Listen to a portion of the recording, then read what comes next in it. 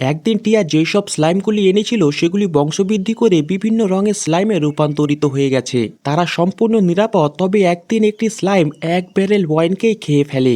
এই দেখে তারা রেগে গিয়ে স্লাইমটিকে শাস্তি দিতে চায়, কারণ ওয়াইনের উপর সবার অধিকার আছে। ফ্লোরেম সবাইকে বোঝায় স্লাইমকে শাস্তি দিলেও তার কোনো কিছুই অনুভূতি হবে না। ফ্লোরেমের কথা শুনে তারা স্লাইমকে ক্ষমা করে দেয়। তারপর সমস্ত পরবে যুক্ত হয়ে স্লাইমরা উপভোগ করে। এখন হলো শরৎকাল। এই সময় অনেক ভালো ভালো সবজি উৎপাদন হয়েছে। ক্ষুধা লাগলে হিরাকু মাশরুমের হটপট রান্না করে সবাই মিলে সেই খাবার উপভোগ করতে থাকে। হিরাকুর মনে হয় এই খাবারের মধ্যে সি ফুড থাকলে আরো মজার হতো। ফ্লোরেম জানায় ডিমনিক রাজ্যের সমুদ্রের ধারে একটি শহর রয়েছে যেখানে এই সব খাবারের বাণিজ্য করা হয়। লাস্টে সেখানে উড়ে যেতে চাইলে ফ্লোরেম তার সঙ্গে যেতে চায়, কারণ সেখানকার এক ব্যবসায়ীর সঙ্গে তার পরিচয় আছে। হিরাকুর মনে হয় যদি খাবারের ব্যাপার থাকে তবে সবাই কাজের প্রতি অনুপ্রাণিত হয়ে যায়। সি ফুডের উদ্দেশ্যে বেরিয়ে পড়ার 3 দিন পর তারা সঙ্গে সেই ব্যবসায়ীকে নিয়ে আসে যে তাদের সি ফুড বিক্রি করেছে। সে হলো মাইকেল গোরন, সেই বন্দর শহরের এক ব্যবসায়ী। সে বলে, এখানে ডেলিভারি দিতে আমার নিজের আসার 3টি উদ্দেশ্য রয়েছে। আমি আপনার সঙ্গে দেখা করতে এবং ধন্যবাদ জানাতে এসেছি আপনার সঙ্গে ব্যবসা করার জন্য। 2, আপনি যেন সুযোগ সুবিধা দেন যাতে আপনার সঙ্গে ব্যবসা করতে পারি। 3, আমি এই গ্রামের অফিসিয়াল সরকারি পরিদর্শক হতে চাই যাতে এই গ্রামের এবং বাইরের পৃথিবীর মধ্যে আমি বাণিজ্যিক সম্পর্ক নিয়ন্ত্রণ করতে পারি। আপনি সুযোগ দিলে আমি আপনাদের এই গ্রামের খাদ্য সামগ্রিকের উচ্চ মূল্য পেতে সাহায্য করতে পারি। এই শুনে হিরাকু চিন্তায় পড়ে যায়। মাইকেল তার কোম্পানির বিভিন্ন পণ্যের তালিকা দেখায় যাতে তারা যদি কোনো পণ্য পছন্দ করে তাহলে তাদের সঙ্গে লেনদেন শুরু করে ব্যবসায়িক সম্পর্ক গড়ে তুলতে পারবে। সমস্ত আলোচনা শেষে মাইকেল চলে যায়। মাইকেলের সঙ্গে প্রস্তাবে সম্মত হয়ে তারা খুব খুশি ছিল। এর ফলে তারা অনেক জিনিসপত্র পাবে আর বাইরের বিশ্বের মধ্যে ব্যবসায়িক সম্পর্ক মাইকেল সামলে নেবে। তাদের সামনে মাইকেল ঠিকভাবে আচরণ করলেও সে ভিতরে ভিতরে অনেক ভয় পেয়েছিল। 3 দিন আগে সাসাটো শহরের দৃশ্য দেখি যখন ফ্লোরেমরা সি ফুডের উদ্দেশ্যে এসেছিল। প্রথমে মাইকেল তাদের সঙ্গে ব্যবসা করতে চাইছিল না, কারণ এই শহরে সব থেকে বড় বাণিজ্যিক কোম্পানির হেড হওয়ায় সে খুব ব্যস্ত ছিল। কিন্তু একজন ব্যবসায়ী হিসেবে তার অন্তর্দৃষ্টি এই চুক্তি করতে বলছিল। ফ্লোরেমকে দেখে সে চিনতে পারে, কারণ ফ্লোরেমের জন্মদিন পার্টিতে তাদের দেখা হয়েছিল। সে ভয় পেয়ে যায়, কারণ তাদের ফেরত পাঠালে হয়তো তার গলাও কাটা পড়ত। লাস্টের ব্যাপারে জানতে পেরে সে ভীষণ ভয় পেয়ে যায়। সেই বিশাল ড্রাগনটি আসলে এক মেয়ে যে কিনা শক্তিশালী ড্রাগনগুলির মধ্যে একজন। তাদের সঙ্গে বাণিজ্য করা তার কাছে খুব ঝুঁকিপূর্ণ মনে হয়। তবে তাদের নিয়ে আসা খাদ্য সামগ্রী দেখে সে অবাক হয়ে যায়। এগুলো তো সেই সব ফসল যেগুলির চর্চা পুরো ডিমনিক রাজ্যে চলছে। সে বুঝে যায় এতে ঝুঁকি থাকলেও তার লাভ অনেক হবে। মাইকেল তার সহকারীকে পোর্টে গিয়ে সব থেকে ভালো মানের সামুদ্রিক খাবারগুলি নিয়ে আসতে বলে। সে ডেলিভারি দিতে সে সঙ্গে যেতে চায়। মাইকেল গ্রামে পৌঁছে সেখানে থাকা বিভিন্ন শক্তিশালী প্রজাতিকে দেখে ভয়ে কাঁপতে থাকে। ভয় চাপা দিয়ে সফলভাবে চুক্তি করতে পেরে সে স্বস্তির নিঃশ্বাস ফেলে। হিরাকু অবশেষে সবার সঙ্গে সি ফুডের মজা উপভোগ করতে পারে। পরদিন এক ড্রাগন 3টি কিলার এঞ্জেলদের সাইডে করে হঠাৎ গ্রামে হামলা করে দেয়। হিরাকু ডানায় আঘাত করে তাকে নিচে ফেলে দেয়। হিরাকু গিয়ে দেখে ড্রাগনটি আসলে একজন মেয়ে যে কিনা আত্মসমর্পণ করে দিয়েছে। হঠাৎ দ্রাইম এসে জানায় মেয়েটি হলো তার বড় বোন হাকুরন। হাকুরন জানায় দ্রাইম তাকে বলেছিল যে লাস্টের বিয়ে হিরাকুর সঙ্গে হতে চলেছে। সে এটি দেখতে এসেছিল যে হিরাকু আসলে কতটা শক্তিশালী। দ্রাইম জানায় আসলটা হলো হাকুরন এখানে জ্যালেস হয়ে এসেছে যে তার ভাতিজি কিভাবে তার আগে বিয়ে করতে পারে, যে কিনা তার থেকে 900 বছরের ছোট। যখন তারা খাবার খেয়ে এনজয় করছিল তখন লাস্টে এসে হিরাকুর কাছে ক্ষমা চায় আজকে তার পিসি যা কিছু করেছে সেই সবকিছুর জন্য। খাবার পরে হাকুরন মাজং খেলতে চায়, তবে খেলায় বাজি না ধরলে মজা আসবে না। বাজি ধরার জন্য কিছু না পাওয়ায় অবশেষে সিদ্ধান্ত নেওয়া হয় যে হারবে তাকে নিজের পোশাক খুলতে হবে। তারা নিজের দক্ষতার উপর ভরসা করে এই বাজি ধরতে রাজি হয়ে যায়। তাদের মধ্যে দুর্দান্ত ম্যাচ চলতে থাকে। হিরাকু ম্যাচে হারতে হারতেই তার গায়ে শুধুমাত্র একটি কাপড় বাঁচে। সে সন্দেহ করে তারা হয়তো কোনো ম্যাজিক্যাল ট্রিক ব্যবহার করে তাকে ঠকাচ্ছে। হিরাকু সম্পূর্ণ চেষ্টা করলেও সে হেরে যায়। বাধ্য হয়ে হিরাকুকে সবার সামনে নিজের প্যান্ট খুলতে হয়। এদিকে জেনারেলরা আতঙ্কিত ছিল, কারণ হিরাকুর গ্রামে হাকুরার নামে ড্রাগনটিও যুক্ত হয়ে গেছে। সে এত শক্তিশালী ড্রাগন যে একা একটি পুরো দেশ দখল করতে পারে। তবে ডিমন লর্ড অন্য কিছু নিয়ে চিন্তিত ছিল। তার মেয়ের মেজাজ কয়েকদিন থেকে খারাপ চলছে। তার মেয়ে সকাল থেকে শুধু তাকে একবার গুড মর্নিং বলেছে আর কিছুই বলেনি। তবে জেনারেল এই চিন্তায় ছিল যে তারা নিজের সামরিক শক্তিকে কিভাবে বাড়াবে পরবর্তী সময়ের জন্য প্রস্তুত থাকতে। ভয়ের কারণে একটি জেনারেল তো পদত্যাগ করে দেয়। গ্রামে হাকুরন বাচ্চাদের পড়ানোর কাজ করছে। সে এই গ্রামে থাকার সিদ্ধান্ত নিয়েছে। সব কাজে সে দক্ষ কিন্তু খুব অলস। তাই হিরাকু তাকে গর্ত করে আবার গর্ত ভরার কাজটি করতে থাকতে বললে সে শিশুদের পড়ানোর দায়িত্ব নিয়েছে। একদিন কিছু লামিয়া মেয়ে এসে হিরাকুর কাছে সাহায্য চায়। জঙ্গলে লামিয়াদের বাসায় হিরাকুর পোষা প্রাণীগুলো আক্রমণ করে তাদের তাড়িয়ে দিয়েছে, কারণ তারা সেটিকে ডানজান মনে করেছিল। সে তাদের খনির জেমসের সঙ্গে ফসলের লেনদেন করে। লামিয়ারা ডেলিভারি সার্ভিস খোলে, তাই পার্শ্ববর্তী শহরের সঙ্গে হিরাকুর বাণিজ্য করা সহজ হয়ে গেছে। ডিমন লর্ড দুর্গে কিছু নবেল মেয়েরা মনে করে কোনো খারাপ উদ্দেশ্যে গ্রামটি সামরিক শক্তি বৃদ্ধি করছে, এমনকি ফ্লোরেমকেও বন্দী বানিয়ে রেখেছে। রাজকুমারী পরিকল্পনা করে ওই গ্রামে হামলা করে ফ্লোরেমকে বাঁচাবে। বিজেল এসে ফ্লোরেমকে জানায় রাজকুমারী বাহিনী সমাবেত করছে এই গ্রামে হামলার জন্য। ফ্লোরেম ভয় পেয়ে যায়। সে রিপোর্টগুলিতে লিখে পাঠিয়েছিল যে এই গ্রাম কতটা শক্তিশালী। বিজেল এই ব্যাপারে ডিমন লর্ডকে বলেছিল, কিন্তু সে তার মেয়ের প্রতি একটু বেশি নম্র। ফ্লোরেম চিন্তায় পড়ে যায়। যদি এরা জানতে পারে যে ডিমনিক রাজ্যের সেনারা এখানে হামলা করতে আসছে, তবে তারা পুরো রাজ্যকে উড়িয়ে চলে আসবে। তাই সে লামিয়া মেয়েদের দ্বারা ভয় দেখিয়ে তাদের তাড়িয়ে দেয় আর 3 জন নবেল মেয়েকে গ্রামে নিয়ে আসে। ফ্লোরেম জানায় তারা এখানে মৃত্যু পর্যন্ত থেকে গ্রামের কাজে সাহায্য করবে। গ্রামে যদি তারা কোনো ক্ষতি করে তবে সে নিজেই তাদের ব্যবস্থা নেবে। তারা ভয় পেয়ে যায়। রাজকুমারীকে দেখিয়ে ফ্লোরেম বলে ও শুধু দেখতে চাইছিল যে আমি এখানে কিভাবে আছি। তবে সে রাজকুমারীর আসল পরিচয় জানায় না। হিরাকু যাওয়ার পর সে তাদের বোঝায় তারা যেন নিজের আসল পরিচয় কাউকে না জানায়। ফ্লোরেম রাজকুমারীকে পুরো গ্রাম ঘুরিয়ে দেখায়। আপেলের বাগান দেখতে এসে 3টি মেয়ে তাদের নোবেল জীবনযাপন এবং এই গ্রাম দখল করার ব্যাপারে কথা বলতে থাকলে লিয়ার সন্দেহ হতে থাকে। এখানকার পরিবেশ এমনকি বাড়িঘর 3টি মেয়ের মোটেও পছন্দ হয় না। রাতে সবাই পালানোর চেষ্টা করলে ইনফার্নো উর্ফদের সামনে পড়ে ভয়ে অজ্ঞান হয়ে যায়। দিনের সময় পালানোর চেষ্টা করলে তারা জাবুটনের বাচ্চাদের সামনে পড়ে। কয়েকবার ব্যর্থ চেষ্টার পর তারা গ্রামে থেকে গিয়ে ফ্লোরেমের কাজে সাহায্য করার সিদ্ধান্ত নেয়। গ্রামের এই পরিবেশ রাজকুমারীর খুব ভালো লাগতে শুরু করে। সে অনুতপ্ত মনে বলে সে এত শান্তিপূর্ণ জায়গা ধ্বংস করতে চাইছিল। তবে দোষটা ফ্লোরেমের ছিল, কারণ সে হঠাৎ ডিমনিক রাজ্য থেকে উধাও হয়ে গিয়েছিল। এমনকি সে শুনেছিল এইখানে তাকে বন্দী করে রাখা হয়েছে।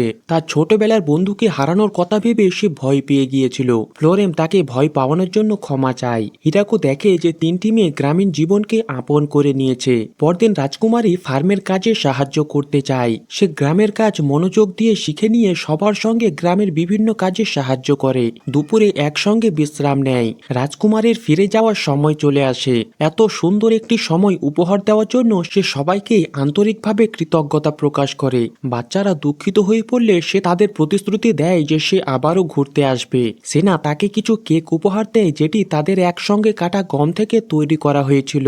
3টি নোবেল মেয়ে বলে এই গ্রামে তারা থাকবে, কারণ এখনো অনেক কিছু শিখতে বাকি আছে। কয়েকদিন পর ডিমন লর্ড ভীষণ চিন্তিত ছিল, কারণ গ্রাম থেকে ফেরার পর তার মেয়ের আচরণগত পরিবর্তন ঘটেছে। সে সবসময় ব্যস্ত থাকে এবং তার সঙ্গেও বেশি কথা বলে না। বিজেল মনে করে রাজকুমারী এখন বড় হয়েছে এবং রাজনৈতিক বিষয়ে আগ্রহী হয়ে উঠেছে। রাজকুমারী বড় হয়ে যাওয়ার কথাটি শুনে ডিমন লর্ড মনে করে যে রাজকুমারী হয়তো কোনো ছেলেকে পছন্দ করেছে। সে ভীষণ রেগে যায়। গ্রামে হিরাকুর ফসল খুব ভালো ফলায় স্টোরেজ রুমে জায়গা হচ্ছিল না। হিরাকুর চিন্তা ছিল যে এই সবজিগুলো সে কি করবে। কিছু ফসল লাস্টই তার বাবা মায়ের কাছে এবং বাকিটা মাইকেলের কাছে পৌঁছায়। হাকুরন তার বাবা মায়ের কাছে কিছু ফসল পৌঁছে সেখান থেকে কিছু মাউন্টেন এলফদের নিয়ে এসেছে। হাকুরন জানায় পাহাড়ে খাবার খুঁজতে পাওয়া তাদের জন্য খুব মুশকিল হয়ে পড়েছিল, তাই সে তাদের এখানে নিয়ে এসেছে। হিরাকু সম্মত হলে তারা শিকার করার পরিকল্পনা করে, কিন্তু সে বিশাল দানবের কাছে হার মেনে আহত হয়ে হিরাকুর কাছে ফিরে আসে। সে দেখে যে হিরাকু মাটির পাত্র তৈরি করছে, কিন্তু ভালো হচ্ছে না। মাউন্টেন এলফ পাহাড় থেকে উপযুক্ত মাটি নিয়ে আসলে হিরাকু খুব ভালো মাটির পাত্র তৈরি করতে পারে। তোরে পর্বতের কাছে একটি ডানজানের খোঁজ পেলে হিরাকু কয়েকজনকে পাঠিয়ে দেয় সেটি তল্লাশি করতে। অবশেষে হিরাকুর জন্য একটি আলাদা বাথরুম বানানো হয়েছে, সেখানে সে কোনো চিন্তা ছাড়াই গোসল করতে পারে। তল্লাশি করা এলফরা ফিরে এসে জানায় সে ডানজানে এক বিশাল সাপ রয়েছে, যেটির মাংস তারা সবাই চায়। সে জানায় ওই সাপের মাংস অনেক মূল্যবান, কারণ সেটি খাবার ফলে শরীরে হরমোনাল পরিবর্তন ঘটে স্বামী স্ত্রীর সম্পর্ক উন্নত হয়। এই শুনে হিরাকু সেটি থেকে দূরে থাকারই সিদ্ধান্ত নেয়। একদিন হিরাকু জানতে পারে যে লু অসুস্থ হয়ে গেছে। লু জানায় তার শুধু এক সাধারণ জ্বর এবং মাথা ব্যথা হয়েছে, একটু বিশ্রামে সে সুস্থ হয়ে উঠবে, কিন্তু তার এখন টক জাতীয় খাবার খেতে খুব ভালো লাগছে। সেনা জানায় তাদের হাউলিং গ্রামেও একটি মেয়ের সঙ্গে এমনই হয়েছিল। তারপরে ওই মেয়েটির একটি সন্তান হয়েছিল। হিরাকু বুঝে যায় যে লু এখন মা হতে চলেছে। কয়েক মাস পার হয়ে বসন্তকাল চলে এসেছে এবং লুয়ের পেট অনেক বড় হয়ে গেছে। হিরাকু তার স্ত্রীর প্রতি সচেতন এবং দায়িত্ববান হয়ে উঠেছে। যখন জানতে পেরেছিল যে লু প্রেগনেন্ট, তখন পুরো গ্রামবাসী খুশিতে পাগল হয়ে গিয়েছিল। হিরাকু খুব খুশি যে লু এখন সুস্থ আছে। একটি কারণে খুব সকালে সে ঘুম থেকে উঠে না। দাসীরা সবসময় জোর দেয় হিরাকুর আগে উঠে সব কাজ সামলে নিতে, যাতে হিরাকুর কোনো সমস্যা না হয়। তাদের ঘুম পূরণ হয় না, তাই হিরাকু সবসময় একটু দেরি করে ঘুম থেকে ওঠে। জনসংখ্যা অনেক বেড়ে যাওয়ায় 3টি দলে তারা সকালের খাবার খায়। কখনো কখনো হাকুরান তৃতীয় দলের সঙ্গেও খাবার খেতে সময় দিতে পারে না। হিরাকু গ্র্যান্ড মারিয়ার দিকে তাকিয়ে ভাবে, সবসময় কিলার অ্যাঞ্জেলগুলি নিজের কাজ খুব দায়িত্বের সঙ্গে করে। কাজ শেষ হলে তারা খুব অলস হয়ে পড়ে। সমস্ত লিজার্ডম্যানদের তাদের পোশাক ধুয়ে দিতে হয়। গ্রামে সুরক্ষা দেওয়ার কাজে তারা খুব কঠোর পরিশ্রম করে। সে সত্যি এর জন্য তাদের উপরে কৃতজ্ঞ। খাবার শেষে হিরাকু জমিতে কাজ করে। সে দেখে ফসলে পোকা লেগে গেছে। জাবুটনের বাচ্চাদের দ্বারা খুঁজিয়ে অলমাইটি ফার্মিং টুলের ব্যবহার করে সে পোকাগুলোকে সহজেই মারতে পারে। সময়ের সাথে তাদের এই জমির পরিমাণ অনেকটা বেড়ে গেছে। সমস্ত ফসলগুলো এত ভালোভাবে হতে দেখে নিজের কাজের প্রতি তার তৃপ্তি অনুভব হয়। কাজ করতে করতে খাবারের সময় হয়ে যায়। তারা খুব মজা করে খাবার খায়, যেটি দাসীরা তাদের কাজের মাঝে রান্না করেছিল। দুপুরের খাবার খাওয়াকে এই পৃথিবীর লোক সাধারণ ব্যাপার বলে মনে করে না। এলফদের মতে দুপুরেও খাবার খেলে সঞ্চিত খাবার খুব দ্রুত শেষ হয়ে যাবে। সেনারা মনে করে প্রতিদিন খাবার খেলে তাদের গ্রাম থেকে বের করে দিবে। হিরাকু তাদের নিশ্চিত করেছে যে এই গ্রামে খাবারের কোনো কমতি নেই, তারা যত খুশি খেতে পারে। সব প্রতিনিধি সমস্ত কাজ সামলে নেয় আর সে শুধু নতুন ফসল উৎপাদনের কাজটি করে। গ্রামটি রঙিন এবং মনোরম করতে সে কিছু ফুলের গাছ লাগিয়ে দিয়েছে। গ্রামবাসীদের প্রয়োজন মতো সে কিছু খেলনা ও ফার্নিচারও বানিয়ে দিয়েছে। মাঝে মাঝে সবাই লড়াইয়ের প্রশিক্ষণে অংশ নেয়। তারা মনে করে তাদের প্রতিনিয়ত প্রশিক্ষণ নিতে হবে, বিপদ যে কোনো সময় আসতে পারে। দাসীরা চিন্তিত, তারা প্রশিক্ষণ না নিলে তাদের ইউনিফর্মটি শরীরে ফিট হবে না। হিরাকু একটু ট্রেনিংয়েই হাঁপিয়ে যায়। রাতে দাসীরা হিরাকুর সামনে পরিবেশন করে মধু দিয়ে রান্না করা খরগোশের মাংস। হিরাকু কোনো মতে খাবারটি খেয়ে নেয়, কিন্তু কেউ কেউ সে খাবারটি খুব মজা করে খাচ্ছিল। ফ্লোরেম রাজকুমারীর তরফ থেকে আসা চিঠিটি হিরাকুকে দেয়। চিঠিতে সে কিছু আপেল এবং একটি পোশাক চেয়েছে। এর আগে জাবুটনের তৈরি পোশাক তার খুব পছন্দ হয়েছিল। ফ্লোরেম মনে করে যে রাজকুমারী একটু বেশি আবদার করে ফেলেছে। হিরাকু সেই সবকিছুই দিতে সম্মত হয়। রাতে একা গোসল করে সে আলাদা এক প্রশান্তি অনুভব করে। গোসল সেরে সে ঘুমাতে যায়। এই জীবনে সে খুব খুশি। ডোনোভ্যান এবং বাকি বামন কঠোর পরিশ্রম করে অ্যালকোহল বানিয়ে যাচ্ছে। তারা মোটেও অ্যালকোহল খায় না। তাদের বিশ্বাস, মাতাল অবস্থায় কখনো ভালো অ্যালকোহল উৎপাদন করা সম্ভব নয়। অ্যালকোহলের গুণমান একটু কম থাকলে তারা সেটিকে বাদ দিয়ে পুনরায় প্রস্তুত করতে লেগে যায়। বামনরা ইঙ্গিত দেয় হিরাকুকে 3 গুণ আঙ্গুরের গাছ লাগানোর জন্য, যাতে তারা আরো বেশি পরিমাণে ওয়াইন তৈরি করতে পারে। হঠাৎ সেনা হিরাকুকে জানায় এই গ্রামে এক অদ্ভুত মানুষ এসেছে। হিরাকু দেখে লোকটি দেবতার মূর্তির সামনে মাথা নত করে আছে। অবাক করা বিষয় ছিল, লোকটিকে গ্র্যান্ড মারিয়া এমনকি জাবুটনও লক্ষ্য করতে পারেনি। লু দেখেই চিনে ফেলে যে লোকটি হলো তাদের পূর্বপুরুষ। লুসির গর্ভবতী হওয়ার কথা শুনে বিশ্বাস করতে না পেরে তাকে দেখার জন্য চলে এসেছে। হিরাকু জিজ্ঞেস করলে লু জানায় লোকটি হলো তার দাদা। তার বয়স 4000 বছর, কিন্তু দেখতে এক যুবক ছেলের মতো। সে বলে আশেপাশে এসে ঘোরাফেরা করছিল কি হঠাৎ করে গ্রামের মধ্যে দেবতার মূর্তিটি তাকে আকৃষ্ট করে নিয়েছিল। জন্মের সময় সে দেবতাকে দেখেছিল, কিন্তু স্মৃতি মুছে ফেলায় ভুলে গেছে যে দেবতা আসলে কেমন দেখতে ছিল। দেবতার মূর্তি কাছে থাকা এমন এক জীবনের আকাঙ্ক্ষা করলে হিরাকু বুঝে যায় যে সে মূর্তিটি চায়। হিরাকু তাকে জানায় দেবতার মূর্তিটি সে দিতে পারবে না, তবে তাকে সে আরেকটি বানিয়ে দেবে। দেবতার মূর্তিটি প্রস্তুত হওয়ার সঙ্গে সঙ্গে সে মাথা নত করে পড়ে যায়। যাওয়ার সময় সে লু ও ফ্লোরাকে নিজের খেয়াল রাখতে বলে। মূর্তিটি নিয়ে সে এক মন্দিরে আসে, যেখানে তার শিষ্যর সঙ্গে তার 50 বছর পর দেখা হচ্ছে।